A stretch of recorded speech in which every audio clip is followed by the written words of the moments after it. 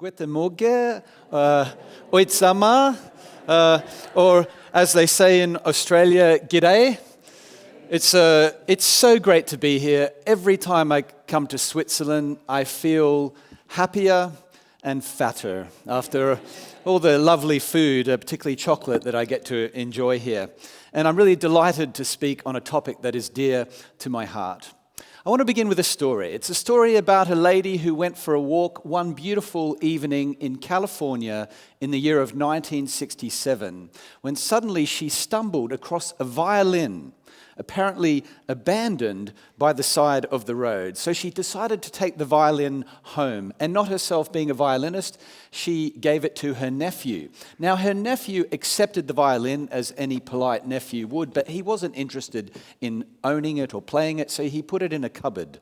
And it remained there for years and years and years. This boy grew up, eventually he got married, and one day his wife, who was called Teresa Salvato, discovered this violin in the back of a dusty cupboard, and she decided she was going to learn to play it.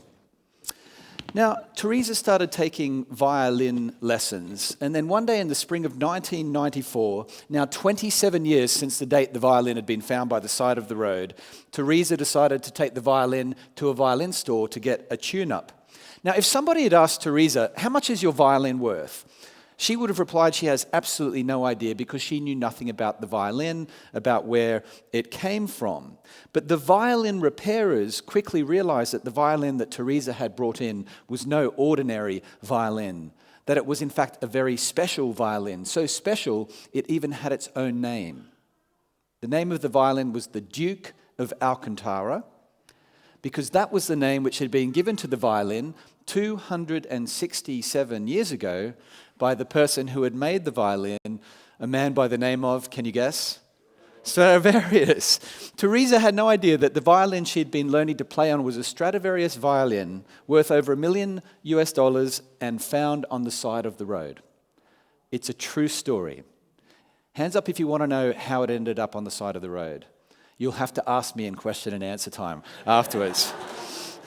Stradivarius violins remind us that some things in life are special, some things in life are valuable, some things in life require that we treat them with dignity and respect. But what is it that makes something valuable? What is it that makes something special? And to really get to the heart of the issue this morning, what is it that makes you valuable? In a world of 8 billion other human beings, what makes you significant? What gives you value? We can know the value of a violin based on the identity of a violin. We can know the identity of a violin based on the origin of a violin. Well, could it be the same for us? Well, if so, then our value as human beings cannot be understood without reference to our true identity, which itself cannot be understood without reference to our ultimate origin. But when it comes to the question of human identity and origin, you may be aware there are competing explanations on offer, making it difficult for us to discern the appropriate framework for understanding our value and worth as human beings. For example, one of the dominant views of human identity and origin in the West is the view that there is nothing more to the beginning of human life than purely mindless physical causes, a view we see expressed in the thoughts of the philosopher Bertrand Russell, who famously wrote, "Man is the product of causes which had no provision of the end they were achieving. His origin, his hopes, his fears, his growth, his loves, and his beliefs are but the outcomes of accidental collocations of atoms." So on this view, everything you think, everything you feel, everything that you do is at bottom just physical processes playing themselves out in a complex system of cause and effect. To paraphrase the psychologist and atheist B.F. Skinner, man is a machine, a complex machine, of course, but in the end simply a machine, and in that respect his behavior is completely determined in accordance with physical laws in operation. But if this is what he believes, and it is what many people believe today, what makes anything or anyone special? No surprise that many people, young people in particular, are growing up wondering to themselves, am I even special? Am I even significant? Is there anything that makes me valuable? I visited the former concentration camp of Auschwitz last year, and one of the things that the tour guide explained to us was that the reason many of the officers in charge of the gas chambers were able to separate some people for work and others for extermination in the gas chambers without any sense of moral anxiety or guilt was the belief that each and every human being that stood before them to be told either to go left or to the right was in the end simply meat and bones and chemicals, or at a deeper level, just atoms and molecules. But interestingly, part of the reason for the Universal Declaration of Human Rights, which came into effect shortly after World War II, when the world was still reeling from the horrors of the concentration camps, was the sense that this must never happen again. This evil, this complete and utter disregard for the innate value of every human life. And so in the preamble to the Universal Declaration of Human Rights, it reads, "The people in the United Nations have in the Charter reaffirmed their faith in fundamental human rights, in the dignity and worth of the human person, and in the equal rights of men and women." So you see, at the heart of the Universal Declaration of Human Rights, there is a faith. Did you notice that? An explicit affirmation of faith that each and every human being has inherent dignity or worth, regardless of one's nationality, ethnicity, beliefs, or sex. A dignity or worth that we did not earn, that we cannot forfeit, and a dignity and worth because of which human beings accrue certain natural rights, which we call human rights. So this kind of worth or dignity is commonly referred to by philosophers and academics working in the field of human rights as human dignity. Human dignity refers to the innate and ineradicable value that we all possess as human beings, a value that has no substitute, or as the philosopher Immanuel Kant famously put it, a value that is above all price. Literally, a value that is priceless. You just think about that for a moment. Almost everything in life has a price, right? So if you have enough money, you can own it. Even a Stradivarius violin. If you're a billionaire, you can buy one. Any billionaires here? If there are, come and talk to us afterwards. The notion of human dignity means that there is no price, however, that you can put on the value of a human being. You can't just buy one. Even all the money in the world wouldn't be enough because a human being has an irreplaceable value, a value that is above all price. That's what's meant by the phrase human dignity. And when I speak on university campuses, as I have the privilege of doing quite often, I find that almost everyone affirms this faith in human dignity. It's perhaps the closest thing that we have today to a universal faith, at least in the West. So, of course, almost everyone affirms the view that slavery is wrong, genocide is wrong, child abuse is wrong, because all these things are a violation of human dignity. And we can be hugely thankful that the starting point of everybody's discussions and debates about how we ought to live together is the belief in the equal value and dignity of every human being. Because for most of human history, that has not been the starting point assumption. For most of human history, the assumption has been that human beings are not equal, that inequality is natural, and that deep hierarchical differences between human beings is unavoidable. In fact, prior to the historical impact of Christianity on our planet, the largest number of human beings were regarded as somebody else's property. Perhaps they were a slave, perhaps they were a woman or a child, in which case they were practically owned by the man in the house who could do with them as he wanted. Or perhaps they were merely the subject of a land in which the emperor was treated as God and the people as his or chattel. Even the most inspiring democratic rhetoric of ancient Greece It never applied to slaves or to foreigners or to women. And even that great philosopher Aristotle taught that slaves and women were naturally inferior beings. Also, the practice of infanticide, the killing of unwanted children, was normal, and historians say there was very little regard for the poor. And so when I ask the average university student why they believe in the dignity of every human being on the face of the planet, given that this is not what most human beings have believed throughout history, things get interesting. Because I've discovered that most people who believe in human dignity have no idea why they believe that. They have no idea on what foundation their faith in human dignity is based. Even the Universal Declaration of Human Rights is silent on this very question, why? Why do we believe? Why do we have faith that every human being has innate dignity and worth simply by virtue of being a human? Where does this notion of innate human value come from? Well, as many respected academics have pointed out, people like, I'll just list a few, Charles Taylor, Brian Tierney, Tom Holland, Philip Gorski, Eric Nelson. As many of these academics have pointed out, the notion that every human being has an innate dignity or worth is, historically speaking, a product of Judaism and Christianity.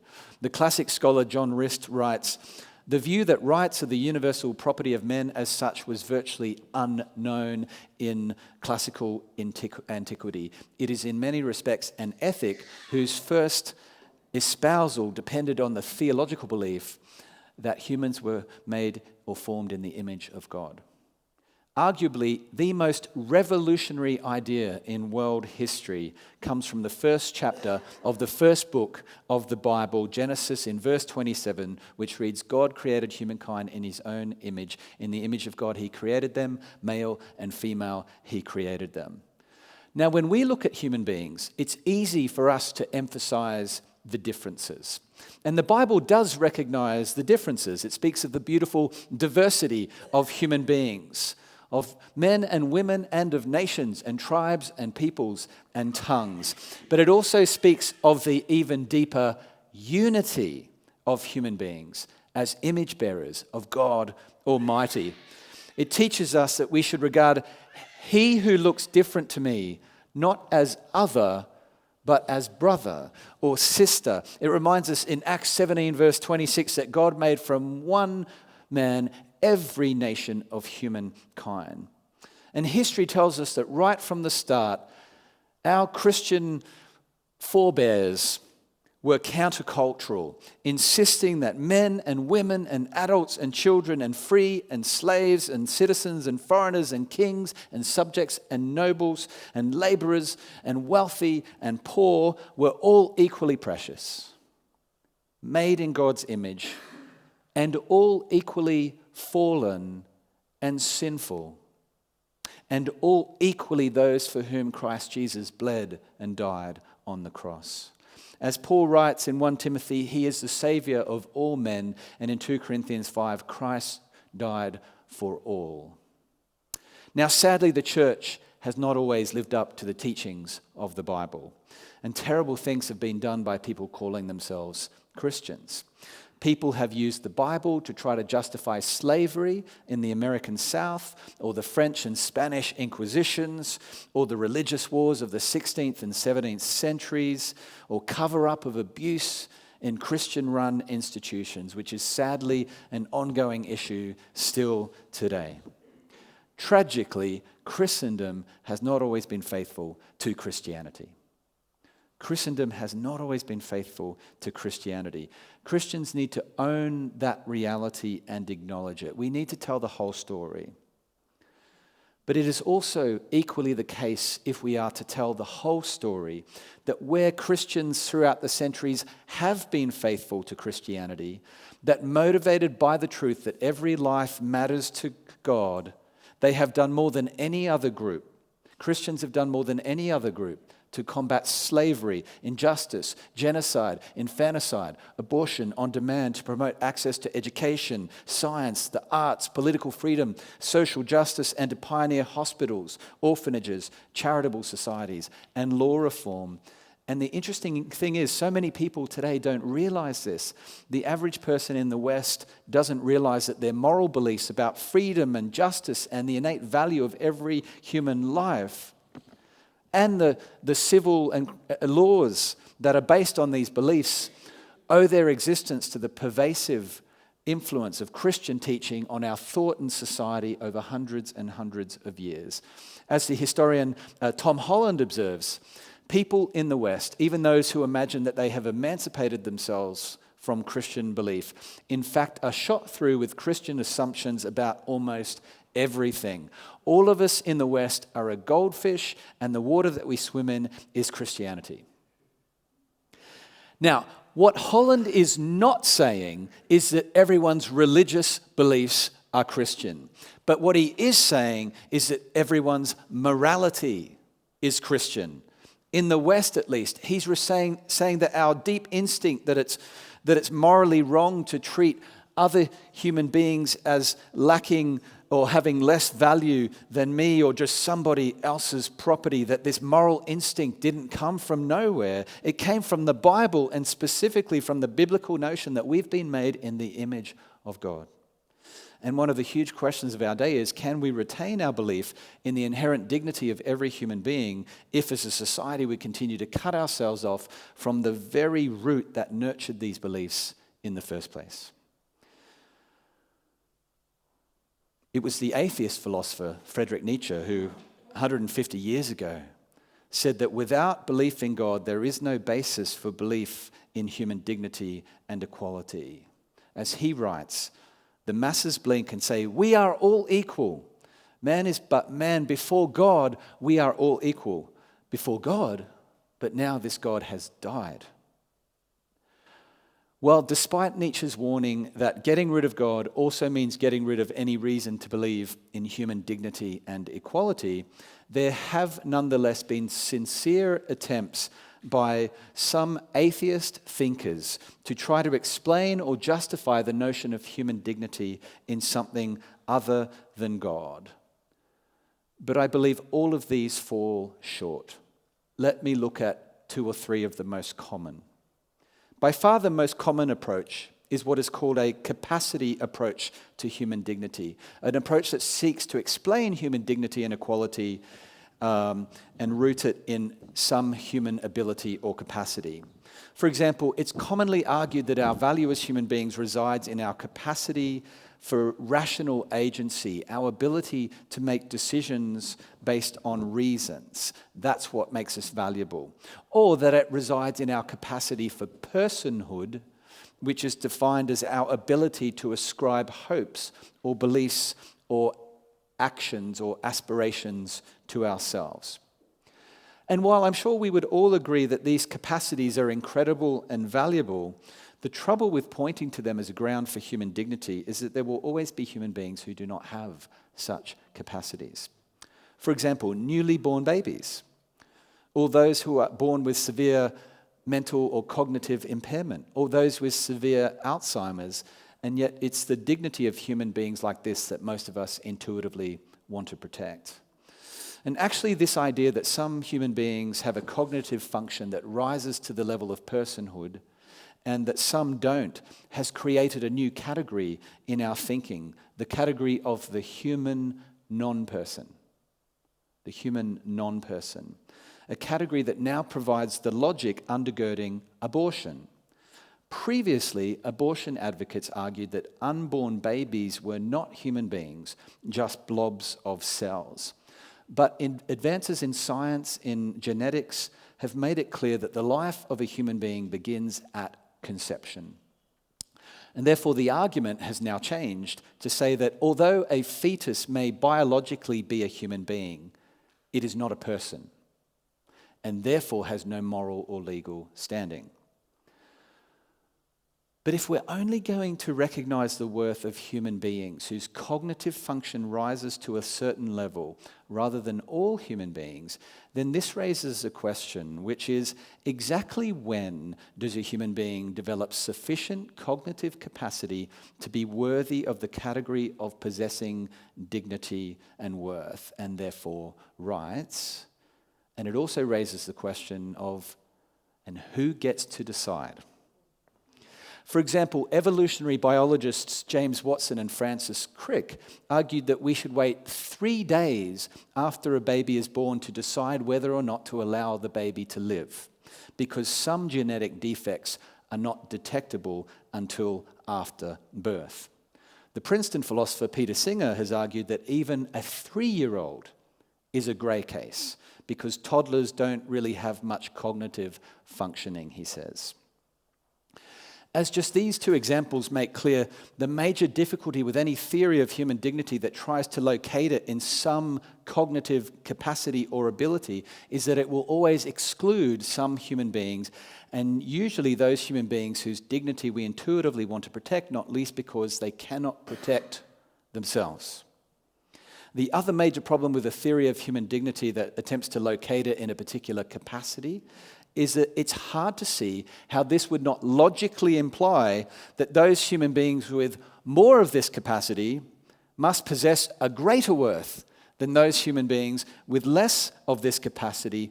And it's hard to see how this would not lead to an understanding of human equality, to borrow an Orwellian idea that all human beings are equal, but some human beings are more equal than others. Second way in which theorists have attempted to explain human dignity without God has been by trying to root it or ground it in evolution. And the argument here is that because we have naturally evolved as social creatures, this inherent sociability and valuing of other human beings is an adequate foundation for human dignity.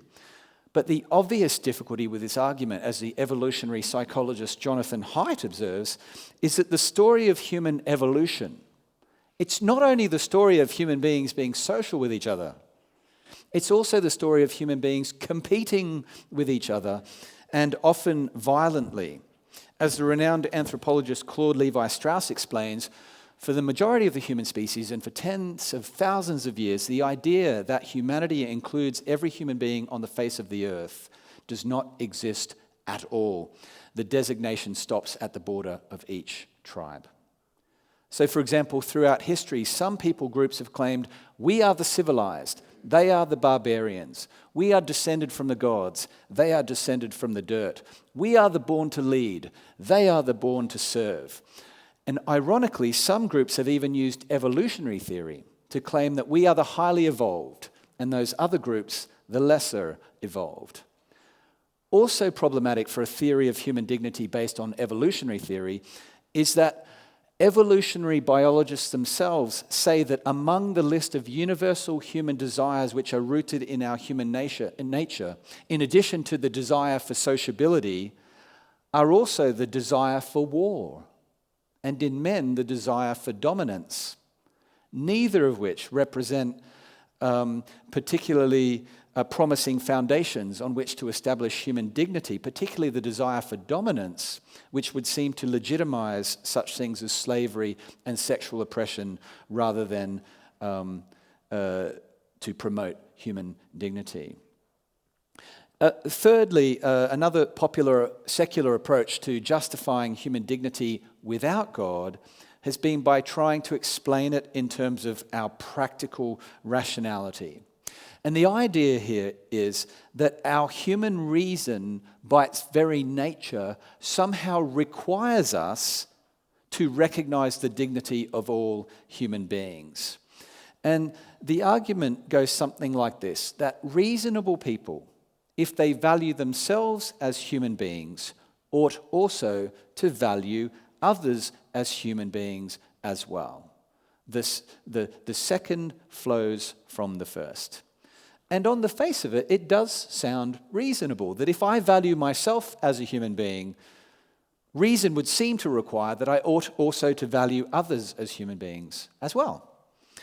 But the problem with this argument is that it does not follow in reason or in logic that because I value myself as a human being, I must also value my neighbor as a human being. For I might in fact be a complete egoist. I might value my humanity for what it gives me, life, imagination, rationality, while at the same time being completely indifferent to the fact that my neighbor's humanity gives my neighbor the same things. In fact, I may even find my neighbor's humanity to be a complete nuisance and wish they didn't even exist. I don't know if you've ever had a neighbor like that. And the thing is, reason alone cannot tell me why I ought to value my neighbor for my neighbor's sake rather than for my sake, i.e. for what they can give me. Reason alone cannot tell me why I ought not to value me and mine more than you and yours. As the atheist philosopher Kai Nelson acknowledges, we have not been able to show that all really rational persons should not be selfish or amoral. Reason doesn't decide here. No wonder the political philosopher Jürgen Habermas, who's not a Christian, writes, egalitarian universalism, from which sprang the ideals of freedom, human rights, and democracy, is the direct heir to the Judaic ethic of justice and the Christian ethic of love. To this day, there is no alternative to it. Everything else is just idle, postmodern talk. I want to suggest that the revolutionary idea that we should love our neighbor, including the neighbor who is different to us, is a doctrine that belongs not to nature, nor to human nature, nor to human reason, but to the Bible. Left to our natural selves, you may have noticed, human beings do not move inexorably towards universal love and fraternity, but repeatedly towards division and enmity, whether that's at the level of nation versus nation or simply at the level of neighbor versus neighbor. Even in Europe and the greater West, where people enjoy higher levels of material prosperity and political freedom and tolerance than anywhere else in the world, still we feel ourselves experiencing division and societal fragmentation. Headlines warn that we're seeing a more polarized, even tribalized culture.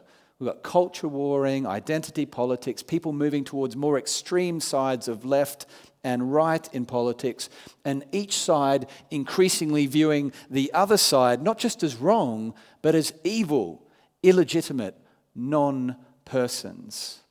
And so I believe we find ourselves in an extraordinary situation in the West, trying to do desperately what the atheist philosopher Friedrich Nietzsche said cannot be done, to hold on to a Christian morality without the Christianity, to hold on to a high view of the equal dignity and worth of every human being while experiencing in our day-to-day lives a gradual sense of eroding of togetherness and trust in our institutions, in our politics, and in one another. And I cannot help but wonder whether the increasing distrust and dismissal and othering of each other is that even though we say we believe in the inherent worth and dignity of every human being, we no longer know why we believe it. And therefore, deep down, we no longer truly believe it. According to the Bible, the tragedy of the human condition is that, like the Stradivarius violin found by the side of the road, we possess a tremendous worth and value simply by virtue of who we are and where we came from, but we no longer feel our value because we've lost sense of who we are and where we came from. And so what do? We end up trying to create or manufacture our own value, as well as judging the value of others in external things like our academic results, or job title, or bank account, or postcode, or social connections, or physical beauty, or physical health, when in reality all these things will pass away. But there is something of far greater worth that will never pass away: your soul. As Jesus Christ famously said, "What shall it profit a human being if they should gain the whole world yet lose their soul?" What is it that makes your individual life valuable in a world of 8 billion people? According to Christianity, that which truly makes you valuable is not something that can be seen on the outside. It's your soul. For your soul is the deepest part of your inner self, the part that makes you uniquely you. And just as a precious Stradivarius violin bears in its handiwork the image of the master craftsman, so too your soul bears the image of the master craftsman, God himself.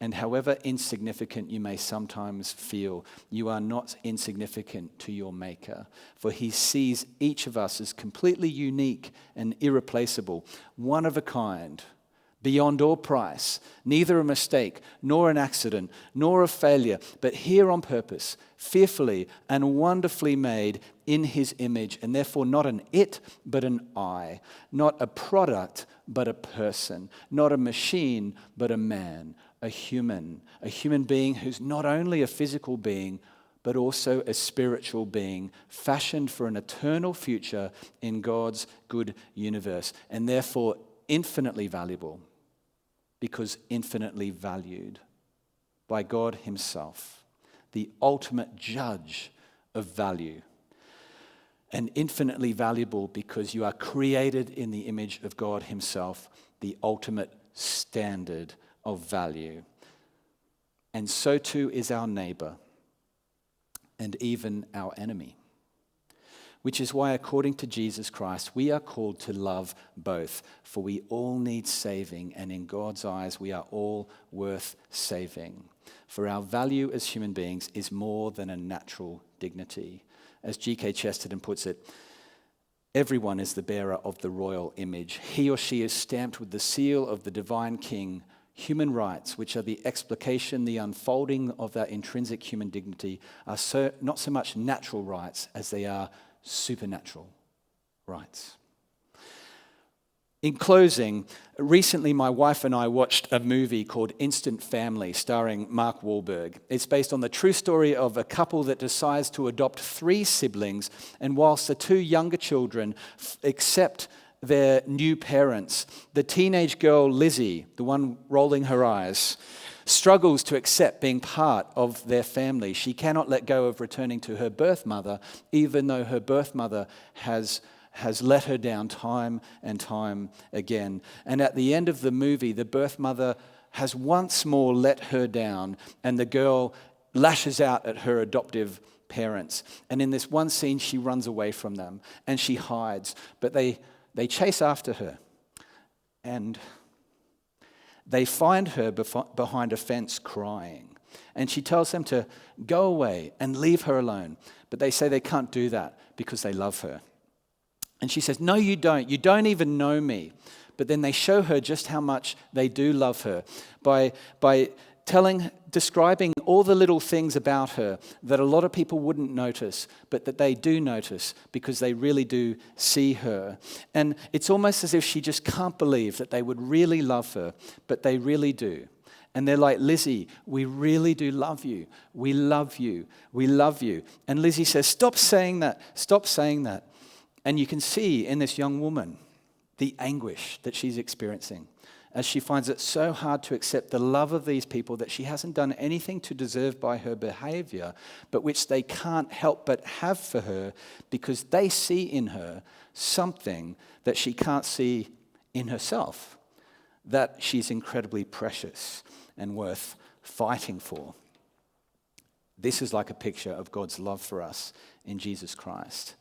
Christianity says it's when we lose connection with the love of God in our lives that our souls get sick and we end up losing connection with what is really valuable in ourselves and in others. And that this is the root cause of why we live in a hurting world where people tend to objectify rather than dignify, to denigrate rather than celebrate, to compete rather than cooperate, to pull others down rather than lift them up, and to envy and resent rather than to love and respect. That's the bad news. But the good news of Christianity is that there is a cure for this soul sickness, and that it is to be found in God's Son, Jesus Christ. Because in Jesus Christ, we are enabled to see that it's not what we do that makes us or others valuable. It's who we are based on whose we are. God's magnificent and beloved creation.